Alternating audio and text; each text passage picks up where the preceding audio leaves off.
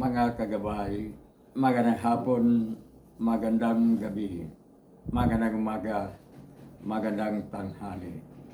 Saan man tayo naroroon, ano man ang ating mga ginagawa, una at higit sa lahat, ating ialay ang ating mga sarili sa ating Panginoon.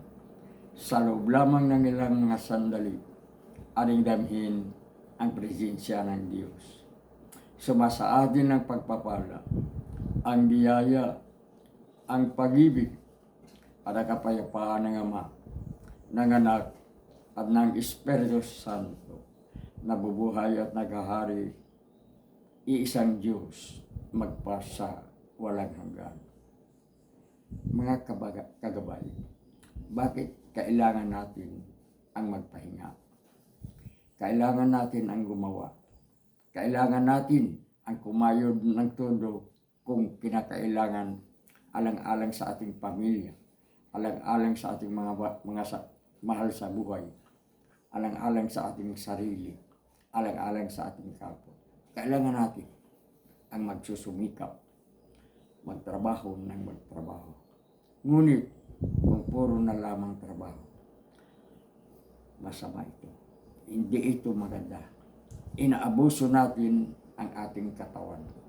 Tandaan, nilikha tayo ng Diyos upang magiging isang tamang nilikha, isang nilikhang nakakaunawa ng kabutihan at nakakaalam ng kasamaan. Kung ang isang makina ay kailangang pahintuin, bigyan ng pahinga sapagkat masisira, lalo na ang isang tao. Kung pinapagod natin ng husto ang ating mga katawan, sa anumang dahilan, ito ay isang pagkakamali. Kailangan kung oras ng pagpapahinga, magpapahinga tayo. Kung kinakailangan iwasan natin ang anumang gawaing nakakasira sa ating kalusugan o sa ating katawan, iwasan natin. Itama natin sa pamamagitan ng tamang pahinga. Mismong ang ating Panginoon ay may panahon ng pagpapahinga. Nang siya ay nagtuturo, nang siya ay nangangaral, pag makikita niyang tama na ang kanyang ginagawa, hahanap siya ng paraan upang siya ay makapagpahinga. Gaano man tayo katibay o kaganda ang ating pangangatawan o mabuti ang ating kalusugan, maganda ang ating kalusugan, masisira ang lahat ng ito kung tayo ay hindi magpapahinga. Ang pahinga ay isang mahalagang paraan upang sa susunod na mga araw, sa susunod na mga sandali, muli nating magampanan ng mahusay, ng maayos, ang mga dapat nating gagawin, ang mga dapat nating gampanan. Naririnig natin na ang ating mga kababayan na sa ibang bansa, naging ibang bansa upang kumita, upang matustusan ng pamilya, ay may 2 hanggang sa 3 hanap buhay. Pinapagod ang katawan. Ika nga kung salapi pa, winawaldas ang kalusugan. Hindi ito dapat, mga kagabay. Kailangan natin ang tayo ay magpahinga. Hindi lamang sa pamamagitan ng pagtulog o sa pamamagitan ng paghiga. O kaya magkulong ka sa iyong kwarto, nandun ka buong araw, nagpapahinga. Hindi lamang yun. Ang pahinga ay maaaring magkagawin kang isang bagay na kahit kumikilos ang iyong katawan, ngunit buong iyong puso, hindi mo binibigyan ng ganong kabigat na pag-iisip na gawin ko ito sapagkat kikita ko dito. May maibigay ako sa aking mga anak, may maibigay ako sa aking pamilya, may magastos ako sa aking sarili. Ang pahinga maaari sa pamagitan ng pamamasyal, katulad ng mga hiking, katulad ng mga paglilibot sa isang lugar na kahit malapit sa ating tinitirahan, maiba naman ang ating pananaw. Maiba naman ang ating pananaw sa ating kalusugan. Relax na relax tayo. Kaya huwag natin baliwalain. Huwag natin patayin ang ating mga sarili sa overtime. Nakita lamang. Higit na mahalaga ang tayo ay malakas. Higit na mahalaga ang tayo ay maganda ang ating pakiramdam sa ating katawan upang tayo ay kumita. Sapagkat kung pinipwersa natin physically ang ating mga katawan, napipwersa din ang ating kaisipan. Napipwersa din ang ating mga damdamin, ang ating mga puso.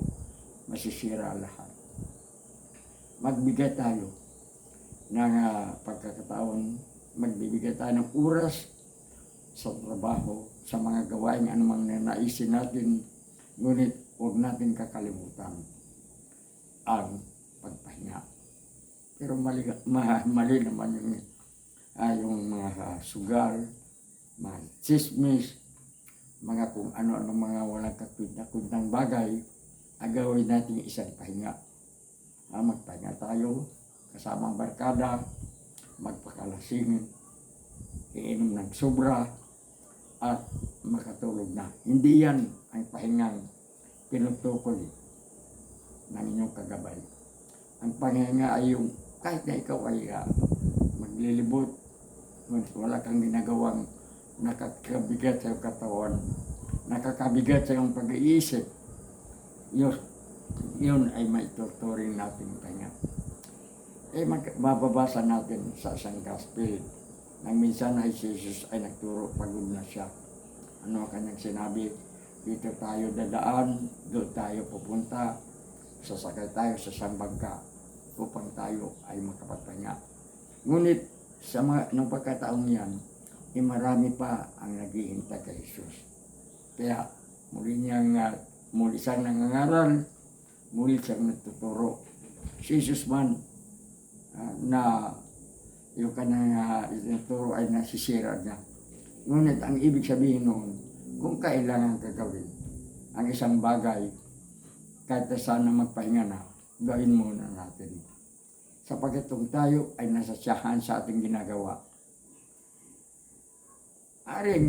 maituring na rin natin yan na hindi yan pagpapagod sa sarili. Ang nais lamang na dinawin ng inyong kagabay ay ang ating pananaw kung bakit natin ginagawa ang isang bagay. Halimbawa, nakahiga tayo, ngunit may mga iniisip tayong isang bagay, pinapagod pa rin natin ang ating kaisipan. At ito ay masama sa kalusugan. Maaring ang panalangin, ang tinatawag nating reflection o ang isang recollection ay maaring nating maituturing na isang pagpapahinga. Habang tayo ay nakaupo o kaya nakahiga o nakasandal, ano na ating ginagawang nagre-relax tayo, maganda, malinis ang ating kaisipan. Isang klaseng pahinga yan. Yung hindi natin iniisip, ang kita ng pera, ang pagkakaroon ng karagdagang kita para sa susunod na araw, para sa susunod na linggo. Papahingin natin, hindi lamang ang ating katawan, papahingin natin ang ating kaisipan. Ulitin natin, maaring sa ating pahinga, maaring may ginagawa tayo. Isang bagay, ngunit bagay na nakakalibang. Bagay na hindi nakakasira ng ating magandang pag-iisip at ang ating magagandang damdamin. Ang pahinga ay maaring gumagawa ka ng isang bagay. Habang nagpapahinga ka, halimbawa, may gagawin ka ng isang bagay na very light, natutuwa ka, at hindi ka napipwersa. Yan ang ibig sabihin ng pahinga, mga kagabay.